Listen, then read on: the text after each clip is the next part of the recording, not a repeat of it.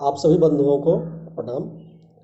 खरवार इतिहास के वीडियो के पहले भाग में मैंने जो भी बनाया था उस पर कुछ मित्रों का ये कहना है कि वह वीडियो बहुत ही संक्षिप्त हो गया है, उसे विस्तृत रूप में बनाना आवश्यक है। इसलिए मैं उसके हर एक बिंदु को अब विस्तार देना चाहता हूँ और यह आज का वीडियो और इसके अगले 2-3 वीडियो जो होंगे वह प्रथम वीडियो के पूरक के रूप में होंगे। तो सबसे पहली बात जो मैंने उसमें बताई थी, यह बताई थी कि खरवार देश के 8 राज्यों में अनुसूचित जनजाति के अंतर्गत वर्गीकृत है। इसमें पहला राज्य है बिहार। बिहार में खरवार यहाँ के लिए अधिसूचित अनुसूचित जनजाति की सूची में 17वें स्थान पर दर्ज है। दूसरा राज्य हमारा हुआ उत्तर प्रदेश। तो उत्तर प्रदेश के 5 जनपदों देवरिया, बलिया, गाजीपुर, वाराणसी और सोनभद्र, इन जनपदों में खरवार अनुसूचित जनजाति के रूप में वर्गीकृत है और अनुसूचित जनजाति की सूची में 7वें स्थान पर खरवार दर्ज है। शेष जनपदों में अनुसूचित जाति के अंतर्गत खरवार आते हैं और शेष जनपदों के लिए अनुसूचित जाति की सूची में 46वें स्थान पर खरवार का नाम दर्ज है। अगला राज्य हमारा है झारखंड। झारखंड बिहार से कट करके अलग हुआ था, तो झारखंड में खरवार नाम से ही जाने जाते हैं और यहाँ 16 नंबर पर, यहाँ की अनुसूचित जनजातियों की सूची में 16 नंबर पर खरवार का नाम दर्ज है। पश्चिम बंगाल में खरवार खारवार नाम से जाने जाते हैं और यहाँ के लिए अधिसूचित अनुसूचित जनजातियों की सूची में 17वें स्थान पर खरवार का नाम दर्ज है खारवार के रूप में। उड़ीसा में खरवार ही कहे जाते हैं और वहां पर इनका नाम अनुसूचित जनजातियों की सूची में 30 नंबर पर अंकित है। अगला राज्य छत्तीसगढ़। छत्तीसगढ़ में खरवार को खैरवार और कोंडार कहा जाता है। यहाँ के लिए जो अनुसूचित जनजातियों की सूची है उसमें 21वें स्थान पर खैरवार कोंडार अंकित है। मध्य प्रदेश में भी खैरवार और कोंडार ही कहा जाता है और यहाँ पर 22वें नंबर पर अनुसूचित जनजातियों की सूची में 22वें नंबर पर खैरवार कोंडार अंकित है। अंतिम और 8वां राज्य हमारा हुआ महाराष्ट्र। महाराष्ट्र में खरवार को खैरवार कहा जाता है। यहाँ के लिए अनुसूचित जनजातियों की जो सूची अधिसूचित है उसमें 23वें नंबर पर खैरवार अंकित है। इस तरह हम देखते हैं कि बिहार, झारखंड, उड़ीसा में खरवार को खरवार कहा जाता है। उत्तर प्रदेश के कुछ जनपदों में खैरवार कहा जाता है। छत्तीसगढ़ में खैरवार और कोंडार कहा जाता है। मध्य प्रदेश में खैरवार और कोंडार कहा जाता है।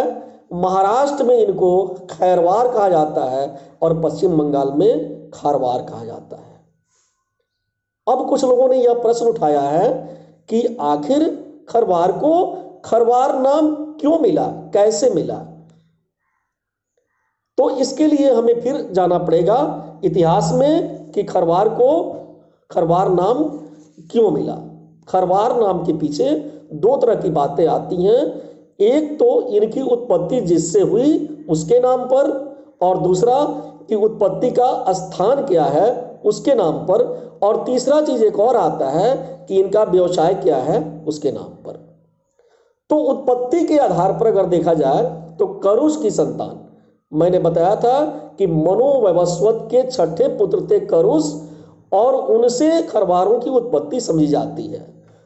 तो कहा जाता है कि करुष जो थे उनसे करुवार और अंततः होते होते खरवार बन गया। दूसरा सिद्धांत है कि खैरागढ़ से उत्पत्ति होने के कारण, खरवारों की उत्पत्ति खैरागढ़ से हुई और खैरागढ़ से उत्पत्ति होने के कारण इन्हें खरवार कहा गया। एक विद्वान है क्रूक महोदय, उन्होंने मिर्जापुर के खरवारों का अध्ययन किया था और उनका यह कहना है कि मिर्जापुर के जो खरवार हैं वे बताते हैं कि हमारे पूर्वजों का प्रारंभिक काम कत्था या खैर बनाना था और खैर बनाने, खैर का व्यापार करने के कारण खैरवार नाम उनको मिला। लेकिन यह भी आश्चर्य की बात है कि आज मिर्जापुर में कत्था बनाने वालों, खैर बनाने वालों को अच्छी निगाह से नहीं देखा जाता है। इसी तरह रिजले महोदय ने लोहरदग्गा के खरवारों का अध्ययन किया था और रिजले महोदय ने लिखा है कि लोहरदग्गा के खरवार जो हैं वे खर, जो एक तरह का घास होता है, उस घास को बढ़ती अवस्था में नहीं काटते हैं, उसको पवित्र समझते हैं, अपना टोटम समझते हैं और उस खर घास के कारण ही, खर के कारण ही उनका नाम खरवार पड़ा है। अगला सिद्धांत है कि खरवार अपने वचन के बहुत पक्के माने जाते थे, अर्थात वचन के खर होते थे। खर का मतलब पक्का भी होता है, तो वचन के बहुत पक्के खर होने के कारण इन्हें खरवार कहा जाने लगा। इसी तरह कहा जाता है कि खरवारों का वार जो होता था युद्ध में, वह बहुत ही खर होता था, पक्का होता था और इसी अपने खर वार के कारण इन्हें खरवार कहा जाने लगा। खर का एक अर्थ होता है तलवार, तो कहा जाता है कि खरवार बहुत वीर और लड़ाकू होते थे। तो वीर और लड़ाकू होने के साथ ये तलवार से ही युद्ध करते थे, खर से युद्ध करते थे।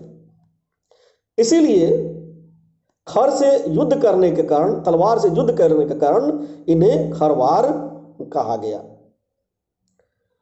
इसी तरह संथालों की एक मान्यता है कि खरवार जहां पर गए वहां पर इनकी जनसंख्या बहुत तेजी से बढ़ी। उस समय इन्हें खरवार नहीं कहा जाता था और लेकिन जहां पर गए वहां पर इनकी जनसंख्या तेजी से बढ़ी, इस तरह बढ़ी जैसे कि खर बढ़ता है। तो जनसंख्या में तेजी से वृद्धि के कारण, खर की तरह वृद्धि के कारण ये खरवार कहलाए। तो आज के इस वीडियो में बस इतना ही। अगले वीडियो में हम देखेंगे कि खरवार की उत्पत्ति का जो सिद्धांत मैंने बताया था उनमें रोचक सिद्धांत कौन कौन से हैं और उनकी रोचकता के बारे में हम जानेंगे कि खरवार की उत्पत्ति के बारे में कौन कौन सी कहानियां हैं। तब तक के लिए नमस्कार।